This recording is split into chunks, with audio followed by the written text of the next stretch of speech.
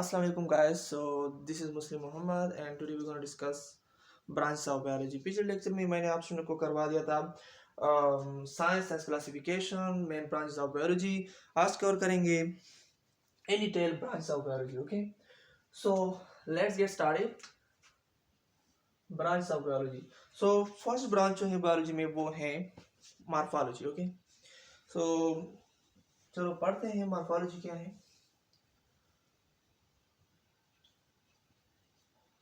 morphology.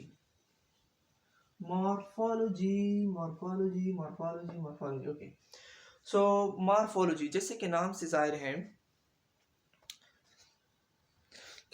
है कि morphology, morphos का मतलब है, morphos means shape. ठीक है.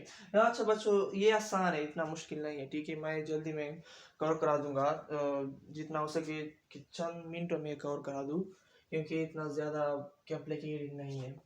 So morphos means shape, logos means study, जैसे कि आपको पता है. Logos means study. सो एक बात तो क्लियर हो गई, स्टडी ऑफ शेप. ये बात तो क्लियर हो गई. मतलब ये ब्रांच ऑफ बायोलॉजी है वो कुछ शेप से रिलेटेड है. मतलब शेप से रिलेटेड है, किसका शेप? ऑर्गेनिज्म का, क्योंकि हम बायो पढ़ते हैं, डेफिनेटली हम ऑर्गेनिज्म की बात करेंगे. ठीक है. So the study of shape, structure and appearance of an organism we call, we study in morphology. Okay, so मैं आप लोगों को एग्जाम्पल देता हूँ. जी फॉर एग्जाम्पल, ए क्या है? ए एक ऑर्गेनिज्म है. ठीक है, ए बी दूसरा ऑर्गेनिज्म है, सी तीसरा ऑर्गेनिज्म है, डी चौथा ऑर्गेनिज्म है. ठीक है, ये सारे के सारे जो हैं ये ऑर्गेनिज्म है. तो मैंने फॉर एग्जांपल आप स्टूडेंट्स को एक असाइनमेंट दिया कि इन ऑर्गेनिज्म के, इन डिफरेंट स्पीशीज के आप मॉर्फोलॉजी मालूम करें. तो आप क्या करेंगे? आप उनके एक्सटर्नल शेप को देखेंगे. ठीक है, किसको देखेंगे? उसके एक्सटर्नल शेप को देखेंगे. जैसे कि उनका उनका वे ऑफ फॉर्मेशन किस तरह बना है. ठीक है, एंड देन उसका बॉडी पार्ट्स एक्सटर्नली जैसे सरफिशियल आप पढ़ेंगे. ठीक है, आप देखेंगे कि उनके ऑर्गेनिज्म का फॉर एग्जांपल 3-4 लेग्स हैं, उनका बॉडी पर हेयर है कि नहीं है. इसके अलावा उसका हेड किस तरह है, स्किन किस तरह है, किससे बना है स्किन. ठीक है, वो इस तरह की स्टडी को हम क्या कहते हैं? मॉर्फोलॉजी कहते हैं. ठीक है, जब आप स्टूडेंट्स ऐसा कुछ पढ़ेंगे तो आप वाज़ेह तरीके से समझ सकते हो कि मैं आप मॉर्फोलॉजी पढ़ रहा हूँ. ठीक है, सो ये बात तो समझ में आ गई कि द स्टडी ऑफ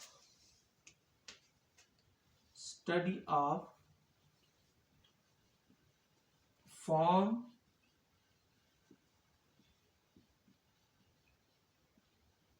structure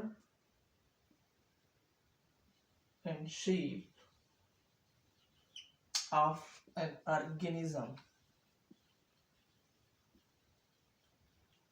ठीक है, so study of form, shape, structure and form of an organism, we call it morphology. So it's simple as that. Okay, so no needs to complicate it anymore. So just आप students बस ऐसा समझे कि study of form, structure, shape, we call it morphology. That's all. So no need to worry more. Okay, so yeah, if you get worried, so I'm here, I'm gonna help you, always be ready for you. Okay, so इसका explanation तो ये हो गया. अच्छा, एक और बात मैं ऐड करना चाहता हूँ. यहाँ पर वर्ड ऑर्गेनिज्म आया है. क्या है? ऑर्गेनिज्म. सो ऑर्गेनिज्म का मतलब है प्लांट, एनिमल, माइक्रो ऑर्गेनिज्म. ठीक है, प्लांट भी हो सकते हैं. आप एक प्लांट की मॉर्फोलॉजी भी देख सकते हैं, एक माइक्रो ऑर्गेनिज्म की भी, उसका भी अपना एक मॉर्फोलॉजी है. जैसे कि बैक्टीरिया है, डिफरेंट बैक्टीरिया डिफरेंट शेप में पाए जाते हैं. ठीक है, बैक्टीरिया ऐसे नहीं है कि वो एक बैक्टीरिया है जो सारे बैक्टीरिया इस तरह होंगे, नहीं, कभी नहीं. Okay, so different bacteria, different varieties, different shape में पाए जाते हैं. मतलब अगेन मैं एक असाइनमेंट देता हूँ. ओके, वो ये है कि मैं असाइनमेंट इस तरह नहीं कि आप करेंगे, नहीं, मैं आप समझाने के लिए कह रहा हूँ। असाइनमेंट दे रहा हूँ कि आप ऐसा करें कि ये 3 बैक्टीरिया हैं डिफरेंट कैटेगरी का, उनकी मॉर्फोलॉजी मालूम करें। आप क्या करेंगे, उनकी एक्सटर्नल अपीयरेंस को देखेंगे, उनका सेल मेम्ब्रेन किस तरह है, या जो सेल वॉल हो वो किस तरह है, ठीक है। सो सारे, अच्छा एक बात नोट करें, एक एडिशनल बात है, बैक्टीरिया में सेल मेम्ब्रेन और सेल वॉल से मुतालिक कुछ बात। सो बैक्टीरिया में सेल वॉल पाया जाता है, ठीक है, cell wall plus cell membrane, ठीक है, ये पाया जाता है। लेकिन वाइड एक बैक्टीरिया है जो हम उसको स्मॉलेस्ट बैक्टीरिया भी कंसीडर करते हैं, वो है माइकोप्लाज्मा। क्या है, माइकोप्लाज्मा।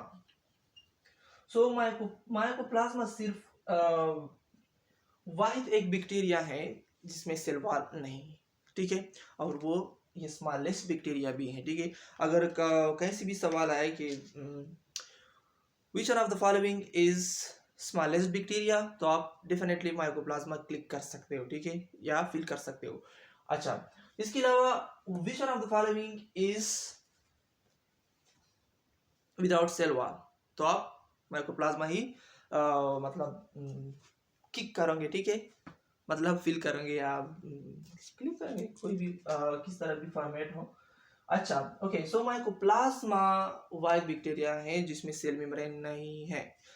सॉरी यार, सेल मेम्ब्रेन नहीं, सेल वॉल नहीं है, ठीक है। सेल मेम्ब्रेन तो सारे के सारे में है, ठीक है, सेल वॉल नहीं है। ओके, ये तो समझ में आ गई। अच्छा, सो मॉर्फोलॉजी भी क्लियर हो गया कि जिसमें हम ऑर्गेनिज्म की शेप, फॉर्म, स्ट्रक्चर ये पढ़ेंगे, ठीक है। तकरीबन 7 मिनट हो गए कि हम इसी मॉर्फोलॉजी में दलदल की तरह पहुंच चुके हैं, लेकिन अब अल्हम्दुलिल्लाह बआसानी से निकल हो चुके। Okay, so guys, another branch of biology is anatomy. Anatomy, wow. So anatomy is one of the complicated subject in medical, okay. So बहुत से मेडिकल स्टूडेंट जो है वो एनाटॉमी से रोते हैं, ठीक है, क्योंकि उनके पेपर जो है वो आसानी से पास नहीं होते, इसलिए वो रिपीट करते हैं कि वो एडवांस लेवल पर थोड़ा कॉम्प्लिकेट हो जाता है, इसलिए कि वो आप आई के स्ट्रक्चर जो है वो इंटरनली से देखेंगे कि उनकी अरेंजमेंट क्या है, सो वगैरह वगैरह। सो देखेंगे कि एनाटॉमी एक्चुअली क्या है। अच्छा, अगर आप उसकी एटमोलॉजी को देखें, वो माँ एटमोलॉजी तो मैं भूल ही गया था। अच्छा, एटमोलॉजिकल मीनिंग देखे, etymological meaning, oh my god, so etymological meaning, so ena means, ena का मतलब क्या है, guess, so ena means up means stack, okay, up, okay, ये तो क्लियर है, इसका मीनिंग हो गया up means stack, for example stand up means stand up, खड़े हो जा। अच्छा, लेकिन आप बैठे रहे। अच्छा, ana means up and tom means, tom का मतलब क्या है, चेयर पार करना, काटना, ओके, सर्जरी करना। टॉम मीन्स कट, मतलब किसी चीज को लेना और इसको कट करना, ये एनाटॉमी का एटमोलॉजिकल मीनिंग हो गया, ठीक है। इसलिए इसका वर्ड, इसलिए उसका नाम है एनाटॉमी, ठीक है, क्योंकि इसमें हम क्या करते हैं एनाटॉमी, चलो मैं समझा देता हूँ। एनाटॉमी क्या करते हैं, एनाटॉमी हम एक ऑर्गेनिज्म के अंदरूनी स्ट्रक्चर पढ़ते हैं, ठीक है। जैसे कि मेरे अंदर, आपके अंदर जो किडनीज हैं, जो विसरल ऑर्गन्स हैं, विसरल ऑर्गन्स, अच्छा विसरल ऑर्गन क्या है, विसरल ऑर्गन वो ऑर्गन्स जो आपके एब्डोमेन में है, इनसाइड है, ठीक है, उसका नाम है विसरल ऑर्गन्स। एनाटॉमी में हम किसी एक ऑर्गन्स के अंदरूनी स्ट्रक्चर पढ़ते हैं, ठीक है, क्या पढ़ते हैं, अंदरूनी स्ट्रक्चर पढ़ते हैं, ओके। सो जैसे कि ब्रेन, ठीक है, ब्रेन, अच्छा, ब्रेन, अगर मैं कह दूं कि मैं ब्रेन की मॉर्फोलॉजी स्ट्रक्चर पढ़ता हूँ तो क्या मैं गलत हूँ? नहीं, कभी नहीं। ओके, ये बात ठीक है कि हम ऑर्गेनिज्म में मॉर्फोलॉजी पढ़ते हैं ऑर्गेनिज्म की जो एज अ होल सरफेशियल, लेकिन ये बात भी गलत नहीं होगा कि हम ऑर्गेन लेवल पर मॉर्फोलॉजी पढ़ें, क्योंकि मॉर्फोलॉजिकल जो है मीनिंग यार की नहीं है कि हम सिर्फ ऑर्गेनिज्म पर ही बात करते हैं, ऑर्गेनिज्म के अंदर नहीं घुस सकते। नहीं, ऐसा नहीं है। आप ब्रेन की भी मॉर्फोलॉजी पढ़ सकते हैं। फॉर एग्जांपल, अगर मैं आपसे कहूँ कि ब्रेन की मॉर्फोलॉजी क्या है, मॉर्फोलॉजी क्या है और एनाटॉमी क्या है, ठीक है, एनाटॉमी और मॉर्फोलॉजी। मॉर्फोलॉजी में आप सिर्फ उनकी जो बाहरी स्ट्रक्चर है ना, उनका अपीयरेंस है, आप सिर्फ उनको देखेंगे, लेकिन एनाटॉमी में उनके अंदर घुसकर उनके हर एक सेल, हर एक हिस्सा डिटेल से पढ़ेंगे, ठीक है। तो इसका मतलब है कि आप एनाटॉमी पढ़ रहे हैं, ठीक है। जब अंदर घुसकर किसी ऑर्गेनिज्म के अंदर घुसकर पढ़ते हैं, जो उसको हम क्या कहते हैं, एनाटॉमी कहते हैं। Okay, is simple as that, it's clear. Okay, so ये हो गया एनाटॉमी। फॉर एग्जांपल आई है, आई का बाहरी स्ट्रक्चर ये मॉर्फोलॉजिकल है, ठीक है। अगर मैं आपसे कह दूं कि आई का मॉर्फोलॉजी आप स्टडी करें तो आप क्या देखेंगे, आई का शेप वो किस ज्योमेट्री में आता है, ट्रायंगुलर है, रेक्टेंगुलर है, ठीक है, किस तरह है। इसके अलावा उसका बाहरी शेप फॉर एग्जांपल वो मेम्ब्रेन किस तरह है। उसके अलावा जब अंदर घुस कर जाते हैं तो फिर एनाटॉमी स्टार्ट होती है, ठीक है। ओके, ये तो सिंपल हो गया। उसके अलावा हार्ट है, हार्ट का बाहरी स्ट्रक्चर है वो मॉर्फोलॉजिकल है, लेकिन जब अंदर घुसकर अंदर पढ़ते हैं कि अंदर क्या है, तो इसका मतलब ये है कि आप एनाटॉमी पढ़ रहे हैं, ठीक है। जब सरफेशियल की बात हम जब सरफेशियल बात कर रहे हैं किसी भी ऑर्गेनिज्म के सतह पर या ऑर्गेनिज्म के ऑर्गन के सतह पर, तो हम कहते हैं कि ये क्या है, मॉर्फोलॉजी है, ठीक है। हम ये मानते हैं कि मॉर्फोलॉजी है, लेकिन जब अंदर घुसकर पढ़ते हैं तो इसका मतलब है कि आप एनाटॉमी पढ़ रहे हैं, बोरिंग सब्जेक्ट पढ़ रहे हैं, ठीक है। Anatomy is one of the boring subject, but you guys can crack it, okay. After 12th definitely would give indicate, right? So you can crack it, and definitely anatomy will be so easiest for you because you are the new generation and we are the new, kidding, okay. So ये तो done हो गया कि anatomy हम क्या पढ़ते हैं, the internal structure of the body. यार मुझसे लेक्चर जो है वो कुछ ज्यादा लेंथी हो जाते हैं, एडिशनल बातें करता हूँ। Internal structure of the organism or organ, okay. किसी भी स्ट्रक्चर ऑर्गेनिज्म के हम अंदरून पढ़ते हैं उसको कहते हैं एनाटॉमी। ओके गाइस, सो ये तो एनाटॉमी था। आई होप आप लोगों को क्रिस्टल क्लियर या diamond clear and aluminium clear समझ आ गया होगा, ठीक है। So what is next? Next is physiology.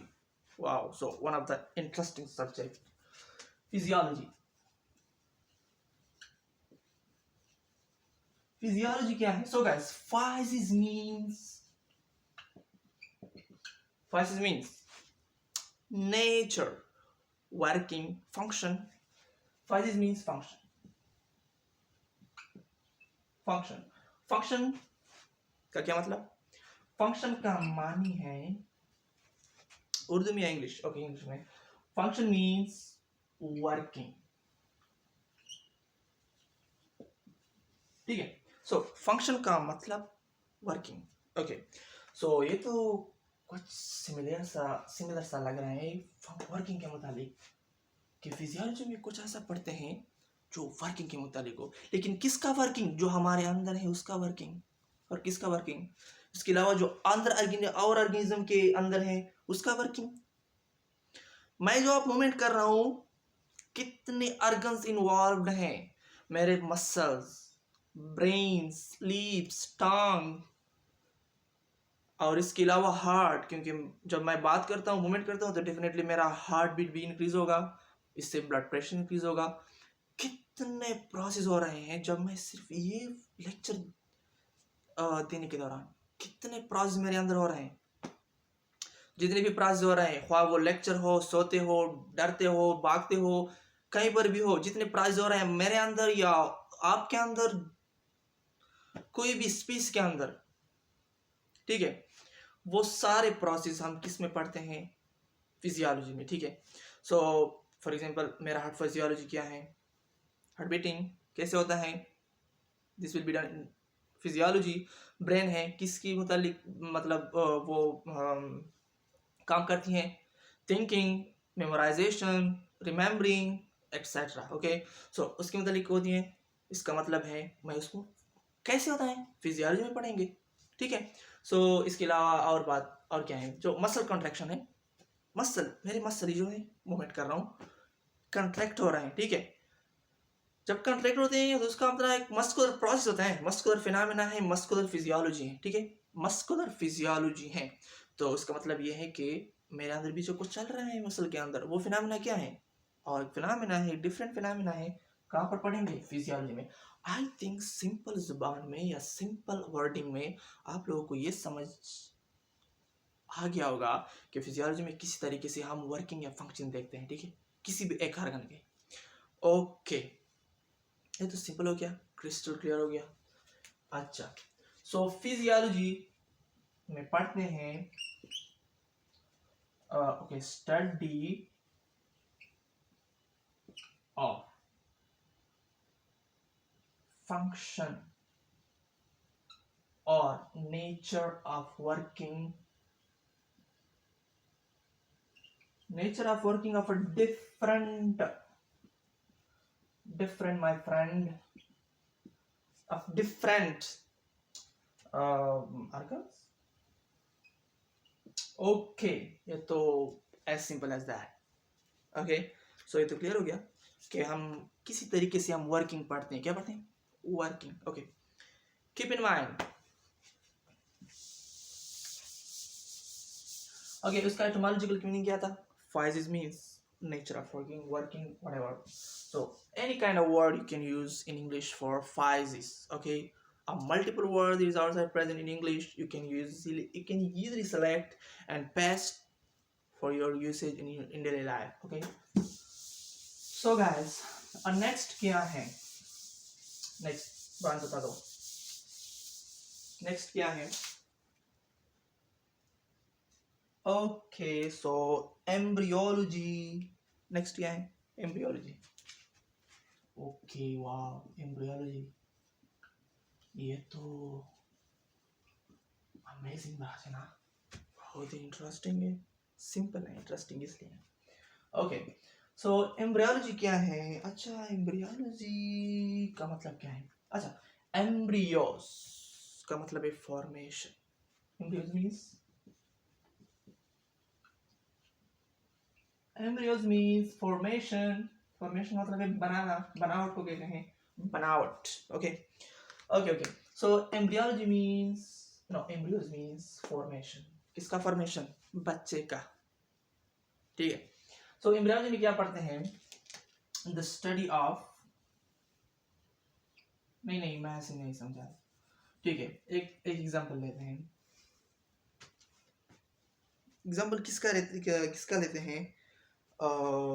ठीक है, फीमेल बॉडी का, वाली सी बात है, फीमेल, ये है मेल, चलो मेल भी लेते हैं क्योंकि हमने इक्वलाइजेशन तो बरकरार रखनी, ठीक है।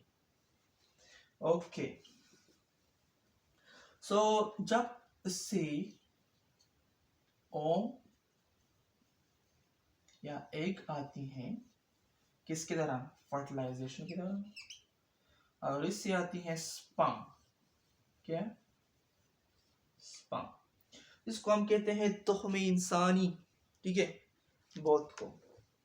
अच्छा, सो जब उसकी मिक्सिंग अप होती है, ये कहां पर होती है? ये जब सेक्सुअल इंटरकोर्स होता है, क्या? सेक्सुअल इंटरकोर्स, सेक्सुअल इंटरकोर्स, ठीक है।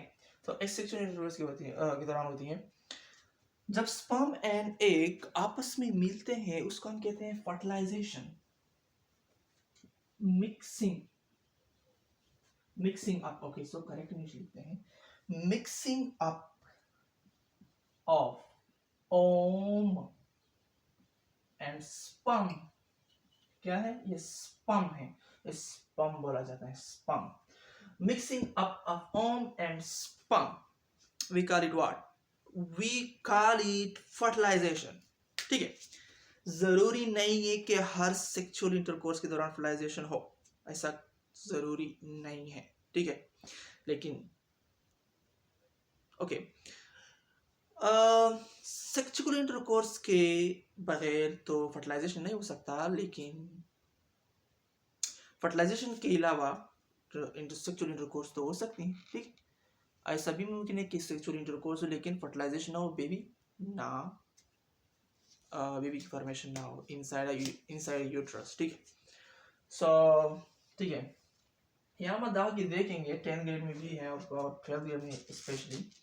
Mixing up of ovum and sperm, उसको हम क्या कहते हैं? Fertilisation, it's called fertilisation. Wow, so fertilisation की वजह से अब हम जिंदा है ना, ये ना होते तो शायद हम भी ना होते। Okay, it's called fertilisation. और इसके लिए एक और नेम है जो मैं आप लोगों को, मतलब आप डियर स्टूडेंट्स को बताना चाहता हूँ, वो है oogamy. Oogamy, oh wow, what a great word, right? Oogamy. So mixing up of ovum and sperm उसको हम कहते हैं ओगेमी। अच्छा, जब ये मिक्सिंग अप हो जाए, ठीक है, चलो मैं रब करता हूँ। ओ डस्ट तो ये है, ठीक है, ये रब, okay.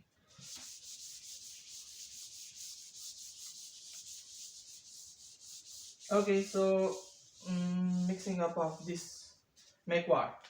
Mixing up, okay. Mixing up ovum and sperm called fertilization. So इसे start करते हैं. Mixing up of these two, Om and sperm, make zygote. Make zygote. अच्छा, ये zygote बनाते हैं. अच्छा, ये हैप्लॉइड है और ये भी, लेकिन ये क्या है? 2n है, डिप्लॉइड है। अच्छा, अगर जिन स्टूडेंट को अप्लाइड और डिप्लॉइड के बारे में कुछ पता नहीं है तो वो वेट कीजिए, सेल साइकिल में पढ़ेंगे डिटेल से, ठीक है। मिक्सिंग अप ऑफ, ओके आप तो मिस हो गया। Mixing up of, okay okay sorry, mixing up of this two, okay, make it zygote. Okay, so इस जाइगोट बना देते हैं। जब एक मतलब फिर जाइगोट बन जाए और इससे जो आगे प्रोसेस होता है ना, उससे आगे क्या होता है? Cell division. सेल डिवीजन होता है। जो सेल डिवीजन है उससे एक कंप्लीट ब्यूटीफुल क्यूट सा फिटस पैदा होता है। क्या? सो सेल डिवीजन होता है, इससे पैदा होता है फीटस। अच्छा अच्छा बच्चों, फिटस, फिटस क्या है? जो इनसाइड है यूट्रस के, उसको कहते हैं फिटस। और बेबी जब आउटसाइड हो, मतलब आफ्टर बर्थ, एक तो कुछ इम्पोलाइट से टर्मिनोलॉजी हो गया। ओके, सो बेबी मतलब बेबी उसका मतलब है कि आफ्टर बर्थ है। ओके बच्चों, so before that we call it foetus, ये याद रखना, ठीक है। So foetus means inside, no foetus means baby but inside, baby means after birth, जो उसको हम बेबी कहते हैं, ठीक। अच्छा, मिक्सिंग ऑफ जाइगोट। अच्छा, अगर हम medical specially according to WHO, या आप कह सकते हैं मेडिकल टर्मिनोलॉजी के मुताबिक, जो बच्चा 21 साल से कम हो उसको हम कहते हैं बेबी। इसको आपको बता दो, जो बच्चा 21 साल से कम है उसको हम क्या कहते हैं? बेबी। आप सर्च कर सकते हो, ठीक है। कई बार आपको नजर आएगा, मतलब कई बार नहीं बल्कि मेडिकल डिक्शनरी जो मैं यूज़ करता था जब मैं 9-10 में था, मेडिकल डिक्शनरी, जो उसका बाइंडिंग है वो रेड कलर के हैं, ठीक है। इसमें इसका डिफिनीशन लिखा है, ठीक है, आप देख सकते हो आप, ठीक है। Mixing up zygote it makes a foetus and then foetus makes a baby, so baby means outside. So embryology से इसका क्या ताल्लुक है? ये सारा प्रोसेस जो मिक्सिंग के बाद होता है, ठीक है, और बर्थ तक, ओके, अगर मैं एक सिंपल वर्डिंग में बता दूं तो इस तरह होगा, okay. After fertilization means mixing up of sperm and zygote, याद रखना, after fertilization, okay, so it means mixing up of sperm and ovum. इसके बाद after fertilization up to birth, या टेक्निकल टर्म कहे तो उसको कहते हैं डिलीवरी, क्या कहते हैं? Delivery. So after fertilisation up to birth, जो प्रोसेस होते हैं यूट्रस के अंदर, ठीक है, वो यूट्रस ह्यूमन का हो, मतलब फीमेल का हो, ह्यूमन फीमेल का हो, या कोई और ऑर्गेनिज्म का हो, मतलब एनिमल का, फॉर एग्जांपल काउ, गोट, किसी का भी हो, लेकिन जो ऑर्गेनिज्म जो बेबी को कंटेन करते हैं फॉर स्पेसिफाइड पीरियड, ठीक है। So after fertilisation up to birth, इस दौरान जो भी प्रोसेस होते हैं वो हम कहाँ स्टडी करते हैं? वो उन प्रोसेस जो कॉम्प्लिकेटेड प्रोसेस हैं वो हम कहाँ पढ़ते हैं, ठीक है, कहाँ सीलम हासिल होती हैं? एम्ब्रियोलॉजी में, ठीक है। After fertilisation up to birth जितने भी प्रोसेस होते हैं यूट्रस के अंदर, वो हम कहाँ पर स्टडी करते हैं? एम्ब्रियोलॉजी में। So now I can say embryology is the branch of biology which deals with formation phenomena, different methodology that adapts by one female uterus to make a baby. We call it embryology. So the study of formation, different methodology inside uterus, a different phenomena that is happening during development of baby. That's all those materials we study in embryology, and that's what we call it embryology. So it's simple as that, right? So okay, so इतना मुश्किल नहीं है, right? Okay, so guys, आप होशियार बच्चे हो, समझ सकते हो, okay, ठीक है। सो इतना था एम्ब्रियोलॉजी में। अच्छा, इतना था, लेकिन कुछ और बात मैं ऐड करना चाहता हूँ। वो ये है, ह्यूमन एम्ब्रियोलॉजी डिफरेंट है, ह्यूमन एम्ब्रियोलॉजी, ठीक है। फॉर एग्जांपल काउ एम्ब्रियोलॉजी वो डिफरेंट है, ठीक है, मतलब एक तीर से आप दो शिकार नहीं कर सकते, ठीक है, ये बात गलत है यहाँ पर। ह्यूमन एम्ब्रियोलॉजी डिफरेंट है, काउ एम्ब्रियोलॉजी डिफरेंट है, गोट एम्ब्रियोलॉजी डिफरेंट है, मतलब सिमिलर हैं लेकिन डिफरेंट, सेम नहीं है, ठीक है, सिमिलर है, सेम नहीं है। गोट एम्ब्रियोलॉजी, इसके अलावा और जो शीप है एम्ब्रियोलॉजी, ठीक है, वो डिफरेंट है सारे के सारे। और भी camel, wow, I was gonna forget, okay, camel embryology different है, ठीक है, ठीक है। वो फॉर एग्जांपल अगर आप फॉर एग्जांपल ह्यूमन एम्ब्रियोलॉजी के मुतालिक मतलब मालूम करना चाहते हो तो आप कहाँ पढ़ेंगे? ह्यूमन एम्ब्रियोलॉजी में। जब काउ के मुतालिक काउ एम्ब्रियोलॉजी, गोट एम्ब्रियोलॉजी, शीप एम्ब्रियोलॉजी, किसी भी कैटेगरी के एनिमल के एम्ब्रियोलॉजी से मुतालिक आप इंटरेस्ट हो तो आप इस स्पीसी के एम्ब्रियोलॉजी पढ़ेंगे। मतलब फॉर एग्जांपल आप ह्यूमन एम्ब्रियोलॉजी पढ़ के जाके काउ पर अप्लाई करते हो, ये तो सरासर जुल्म है। उनका तो अपना एक एम्ब्रियोलॉजी है, अपना एक प्रोसेस है, अपना एक फिनोमेना है, ठीक है। सो ये तो मतलब सरासर एक किस्म का ब्रूटलिटी हो गया, राइट? सो ऐसा नहीं है। अच्छा, सो आई एम जस्ट किडिंग। लेकिन कहो ये सारे एम्ब्रियोलॉजी हैं वो डिफरेंट के हैं, सिमिलर हैं पर सेम नहीं है। अच्छा बच्चों, ये तो समझ में अब आ गया कि embryology actually what looks like, right. So okay guys, मतलब लेक्चर तो लंबा होने जा रहे हैं, लेकिन चलो देखते हैं। इसके अलावा है अच्छा taxonomy. Okay, so the next branch of in biology is taxonomy. वाह, टेक्सोनोमी क्या है? टेक्सोनोमी। ओके, सो उसकी एटमोलॉजिकल मीनिंग को देख के, etymological meaning the study of origin of word. Okay, ठीक है, पक्का ठीक है। Okay, so taxis means, oh my god, arrangement.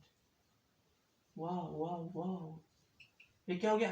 Arrangement. Taxis mean arrangement. Texas means arrangement. Oh, as simple as that. Okay, Texas means arrangement. और इसके अलावा Nomi. What is Nomi? Nomi भाई, ये नाम तो आपने मतलब पाकिस्तानी ड्रामा में तो आप ज्यादातर आप सुनते होंगे, लेकिन ड्रामे देखना मत, ठीक है? तो वेस्टेज ऑफ टाइम है। Taxis means arrangement, nomy means naming. Wow. So nomi means naming and Texas means arrangement. Okay.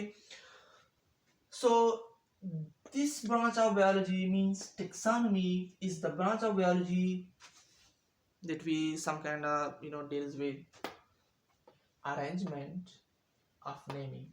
Okay. Arrangement of names, arrangement of naming, arrangement of nomi, Texas of nomi. Okay, कह सकते हैं taxis of nomy, arrangement of naming. Okay, so okay, ये किस तरह है? लिखने से पहले मैं समझा देता हूँ कि एक्चुअली टेक्सोनोमी का एक्चुअल और सेंट्रल मतलब क्या है। ठीक है, वो ये है कि टेक्सोनोमी एक्चुअली ये तो ऑर्गेनिज्म से रिलेटेड है। ठीक है, हमने पढ़ लिया ऑर्गेनिज्म का शेप किस तरह और इसके ऑर्गन का मॉर्फोलॉजी हो गया, एनाटॉमी के लिए अंदर घुस के, एम्ब्रियोलॉजी के लिए एक्चुअली ऑर्गेनिज्म बनती कैसी है वो एम्ब्रियोलॉजी। दूसरा टेक्सोनोमी, दिन में, एक दिन में कितने स्पीसीज के बच्चे पैदा होते हैं। ठीक है, अच्छा ये तो फॉर एग्जांपल एक स्पीसीज के पैदा होते हैं। दुनिया में कितने वैरायटी की स्पीसीज हैं? ठीक है, ज्यादा सैकड़ों, ठीक है, करोड़ों की तादाद में होते हैं मुख्तलिफ किस्म की स्पीसीज। ठीक है, मुख्तलिफ किस्म की स्पीसीज का क्या मतलब? फॉर एग्जांपल ए स्पीसी है, ये बी है, ये सी है, ये डी। ऐसा हो सकता है ए इज इक्वल टू डी? कभी नहीं। ठीक है, क्योंकि ये डी है, ये ए है, मतलब डिफरेंट है। मेरा मतलब ये है ए बी सी डी मुख्तलिफ किस्म की स्पीसीज हैं। फॉर एग्जांपल ह्यूमन एक स्पीसी है, इसके अलावा जो गोरिलाज हैं वो भी एक स्पीसीज हैं, मन की स्पीसीज हैं, गोट स्पीसीज हैं। ये तो वो स्पीसीज जो हम जानते हैं, हम डेली लाइफ में देखते हैं। उसके अलावा और हिडन स्पीसी जो हमने अभी तक देखा भी नहीं, लेकिन एग्जिस्टेंस करते हैं only in the pages in the book. ठीक है, लेकिन मतलब सारे बहुत सारे स्पीसीज की वैरायटी मौजूद है। ठीक है, ओके, सो वो इतने सारे ऑर्गेनिज्म मौजूद हैं, तो उनके लिए एक किस्म का सिस्टम होना चाहिए उनको आसान तरीके से समझने के लिए। ठीक है, जैसे कि एक ऑर्गेनिज्म है, फॉर एग्जांपल ए एक ऑर्गेनिज्म है, ठीक है, और ये भी है स्मॉल लेटर। ठीक है, मतलब ये तो सेम है अकॉर्डिंग टू लिटरेचर और इंग्लिश, राइट? बट हम ऑर्गेनिज्म के लेवल पर बात करते हैं। ठीक है, वो ऑर्गेनिज्म जो सिमिलर है वो हमने इसी ग्रुप में पुट किया, और वो जो सिमिलर है वो इसी ग्रुप में, और जो वो मोर सिमिलरिटी रखते हैं इस ग्रुप से, हमने उसको सब ग्रुप में पुट किया कि सब ग्रुप में। ठीक है, और उसको नेम दिया कि उसका नेम यही होगा। ठीक है, तो इसका मतलब ये हो गया कि इतने डिफरेंट वैरायटी की स्पीच मौजूद हैं, इंटर रिलेटेड भी हैं, मुख्तलिफ भी हैं, तो उसके लिए एक ख़ास किस्म की नेमिंग होना चाहिए। ठीक है, और उस नेमिंग को हम कहते हैं साइंटिफिक नेम्स। क्या कहते हैं? Scientific names. अच्छा, ये मैं रब कर देता हूँ टेक्सोनॉमी। सो किसके मुतालिक है? नेमिंग के मुतालिक। So taxonomy is about naming. Taxonomy study of scientific names of different organism, different species.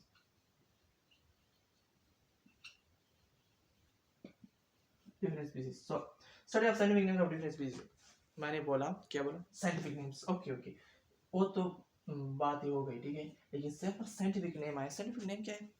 Okay, scientific name actually वो नेम है जो यूनिवर्सल है, ठीक है। आप भी मानते हैं, मैं भी मानता हूँ, सब मानते हैं, सब के सब मानते हैं, ठीक है। फॉर एग्जाम्पल कोबरा, आप सब ने सुना होगा। कोबरा एक मार है, एक सांप है, ठीक है।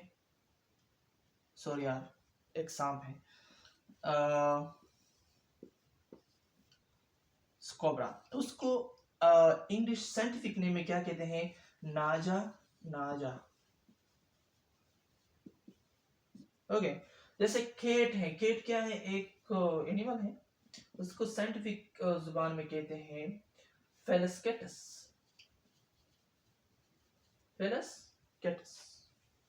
Okay, so as simple as that. So scientific names, taxonomy का मतलब है कि हम एक ऑर्गेनिज्म को एक ऐसा नेम दे, एक स्पीसीज को ऐसा नेम दे जो दुनिया में हर कोई समझ सकता है, ठीक है।